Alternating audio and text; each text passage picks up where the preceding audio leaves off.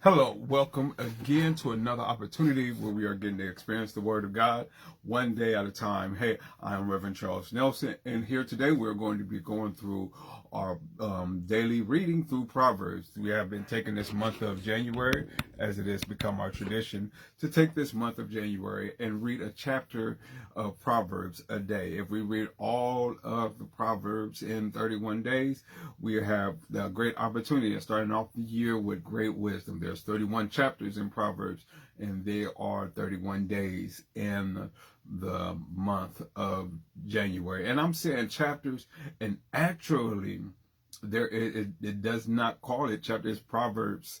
That's this third. I guess it would be, kind of like this third chapter of the Proverbs. But anyway, if you have been with me, we definitely want to continue to invite you to like this, to share it with someone else that they may join in with us on this journey. Share it with your loved ones, your spouse, your children, some of the insight and things that stick out to you that you learn that can help along the way, along life's journeys. Yes, I know when the new year comes, we like to make all sorts of things, commitments to things that we're going to do different, things that we're going to do better, things that we're going to leave behind.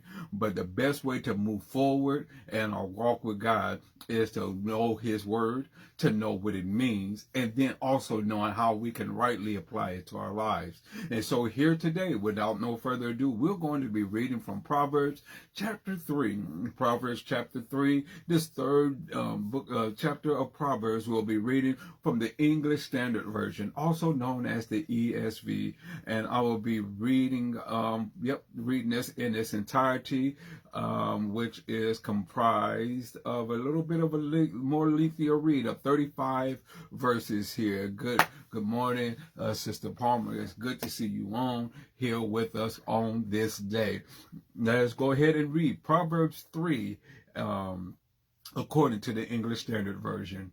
It says, "My son, do not forget my teachings, but let your heart keep my commandments for length of days and years of life, and peace they will add to you. Let not steadfast love and faithfulness forsake you. Bind them around your necks. Write them on the tablet of your heart. So you will find favor and good success in the sight of God and man. Trust in the Lord with all your heart, and do not lean on your own understanding. In all of your ways acknowledge Him, and He will make straight your paths. Do not be wise in your own eyes. Fear the Lord and turn away from evil. It will be healing to your flesh and refreshment to your bones. Honor the Lord with your wealth and with the first fruits of all your produce. Then your barns will be filled with plenty, and your vats will be bursting with wine. My son, do not despise the Lord's discipline, or be weary of His reproofs. For the Lord reproves him He loves, as a father the son in whom He delights. Blessed is the one who finds wisdom, and the one who gets understanding, for the gain from her is better than gain from silver, and her profit better than gold. She is more precious than jewels, and nothing you desire can compare with her. Long life is her right hand, and her left hand are riches and honor. Her ways are ways of pleasantness, and all her paths are peace. She is a tree of life to those who lay hold of her. Those who hold fast are called blessed. The Lord by wisdom founded the earth. By understanding He established the heavens. By His knowledge the deeps broke open, and the clouds dropped down the dew. My son, do not lose sight of these. Keep sound wisdom and discretion, and they will be life for your soul and adornment for your neck. Then you will walk on your way securely, and your foot will not stumble. If you lie down, you will not be afraid. When you lie down, your sleep will be sleep.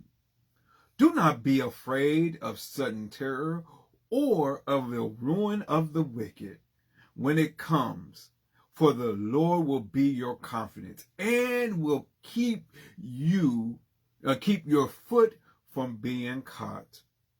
Do not withhold good from those to whom it is due when it is in your power to do it.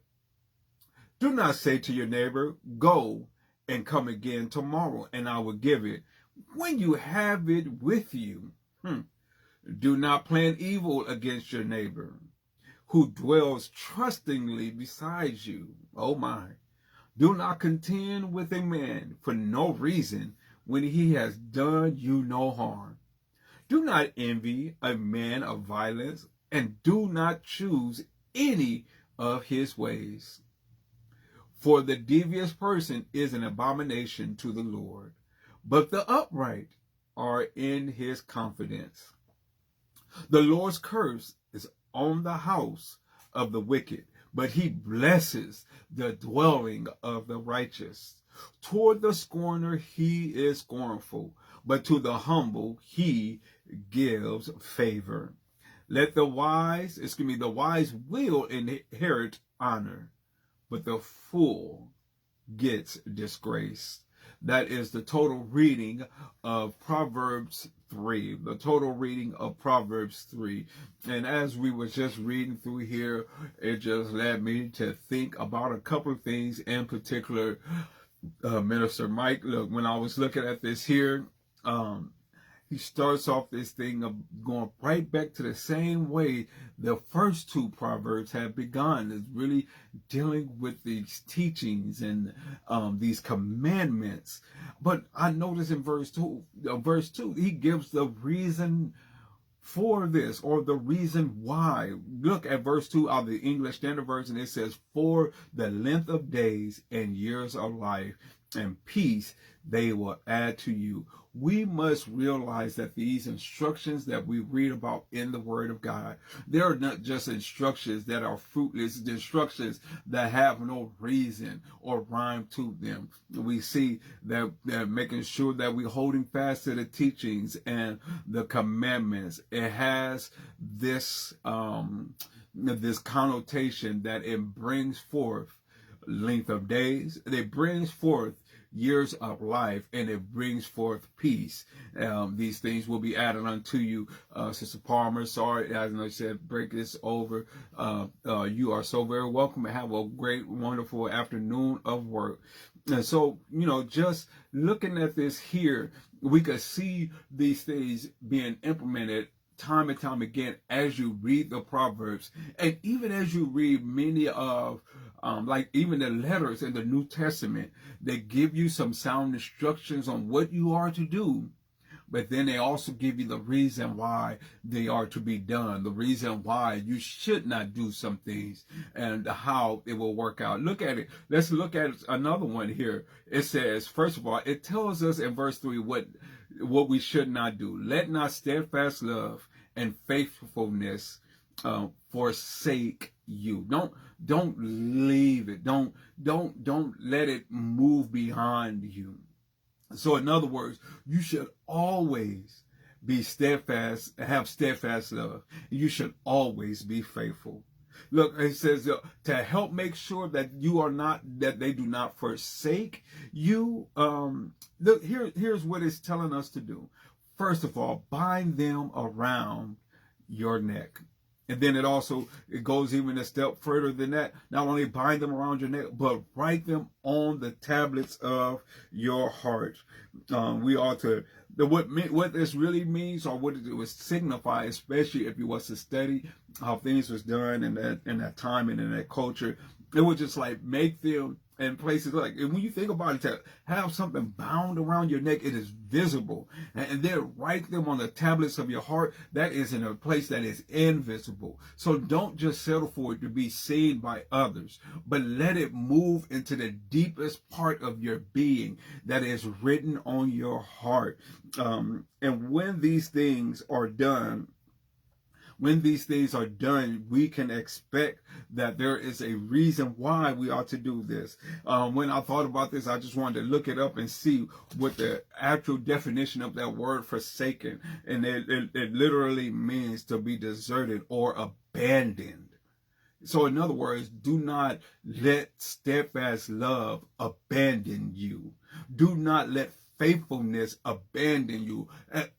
What are those characteristics, those integrity principles about you that is going to mark who you are? When it comes down to being the children of God, we ought to have steadfast love and we ought to have faithfulness. We ought to cherish it so much that it's put around us in a way where others are able to see it. But even so much more than that, it must penetrate the outward experience and really sit on the deep recesses of our hearts. Look at here in verse 4. This is my point here. As we see the instructions that was given to let not steadfast love and faithfulness forsake you. How do we do that? Bind them around our necks. Write them on the tablets of your heart. So you see the instructions, you see how to live out the instructions, and then in verse 4, it tells us why. It says, so you will find. So when I see that word so, it is literally another word for because, or the result will be. So that it opens up this. These are conditions. When you do the things that you are supposed to do, and when you do it in a manner that is acceptable, it opens up the other side of this covenant, the other side of the agreement. You know, we talk about many times, like things like, I don't want to say that, gosh, it's a phrase I'm looking for in my mind. I can't think right now about it. Maybe it'll come back to me. But when, you know, how we use our words, how things that we do, when how it creates the atmosphere for us. And so when we live in steadfast love, when we live in faithfulness, when we allow it to be seen by others, but also cherish it in our heart, here is the other side of what will happen in this covenant, in this agreement. It says, so you will find favor and good success. This favor and good success. I think about that. You know, we always try to figure out, what are these different terms of success? Can one have happiness without success? Is success limited, or is it really funded by financial ability? Well, according to this text, the true measure of good success and favor is not attached to political positions. It's not attached to degrees on the wall. It's not attached to good health. It's not attached to your bank account. It's not attached to your mortgage or how big your house is. It's not attached to different people, relationships, and all these things. It's not attached to possessions, but what is attached to is our true character, or us holding fast to steadfast love, and us holding fast to faithfulness. That word steadfast, when we look at it, it really means to have an unwavering love, a love that is always ready to be exemplified, a love that is not hindered, a love that does not easily change. That type of stuff, love and faithfulness. Not only will you find favor and good success, but the Bible also tells us where we will find it. We will have that in the sight of God, and we will have it in the sight of man. That is some good news. That I know that when I hold on to love, and when I practice faithfulness, I could present my case to God and find favor with him and be found to have good success, even in the sight of God and man. Look, if we look at it, I'm just going to give this quick illustration of what we could find that at. Remember in the book of Daniel, there was the king who was a foreign king that was in charge at that point in time. He hired, he placed many princes in place. He put, if I'm not mistaken, 3 kings in place, or 3, I don't want to say kings, like 3 presidents in place. And among those 3 was a man by the name of David. I mean, not David, Daniel. If I said David earlier, I mean Daniel. And Daniel was unique in his character. He was found to be faultless, and his character was so pure and full of love and faithfulness that it had a unique presence with the king. The king held him to a higher regards than all the others that was appointed into position, all the princes that was appointed into position, and even the other 2 presidents. He was the one that was highly esteemed. Some of those folks, they began to get jealous. They came to the king and ordered that a decree be made that no one would pray to another god throughout a set time. But Daniel was so accustomed to his time of prayer that he continued doing the things that he would normally do. He goes and he prays. And the people that was hating on him came and found him prayer and tried to bring up a case against him. It broke the king's heart of the decree that he had signed into place. Why? Because of the favor and the good success that David had as he was chosen to be ruler, as a president in this kingdom. Now, all I'm trying to say here is that there are times when our character does matter, when the integrity that we live with does matter, where our moral values do matter, especially when it comes down to having favor with man and, more importantly, with God. When it comes down to being of good success, is there anyone on the line that have just gotten a promotion just simply based off of your character? Have you been having doors opening up simply based off of your character? Our character, it does matter. And the true measure of our character is in the depths of our integrity. Not only the things that are bound around our necks that everyone sees, but also about the things that are truly written on our hearts. But so just to be able to show that, I'm just being able to look at that, I went in a little bit more of teaching, but we see as you read through Proverbs, this is the type of things that you will constantly see. Let not your steadfast love and faithfulness forsake you. That is the charge that is given. That is the command that is meant to be obeyed. How do we do it? That was to bind them around your neck. Write them on the tablets of your heart. Well, why am I doing this? So that you will find favor and good success. Well, who am I going to find this favor with? In the sight of God and with man. And so when you start seeing these things, it will produce, especially through prayer and meditation, putting these things into practice, it will produce some great things in your life. And so this year, as we march on into 2025, I pray that you look into the Word of God, seeking it out, what commands and what charges that He would have for you to do this year, that you will take them serious enough, that you will bind them around your neck and write them on the hearts of your tablet, on the tablet of your hearts, and that you will experience the favor and good success in the sight of God and with man. This will be our reading for today. Tomorrow we'll be right back with you as we'll be reading Proverbs chapter 4. Depending on what this weather is starting to look at, we may do chapter 4 and 5 on one day. So we'll just stay tuned on to that. But we are finished here with our Proverbs 3. Tomorrow we'll be back with you with Proverbs 4. For those of you that are just joining in and then did not catch the full thing, you can always go back and watch it. Make sure you share it and like it. Make sure you share these principles with your family. Add some of these tools to your daily reading.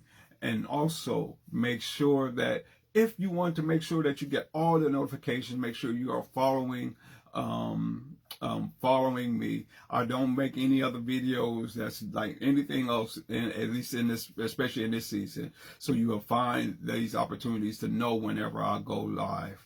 Hey, baby, I see you. I see you.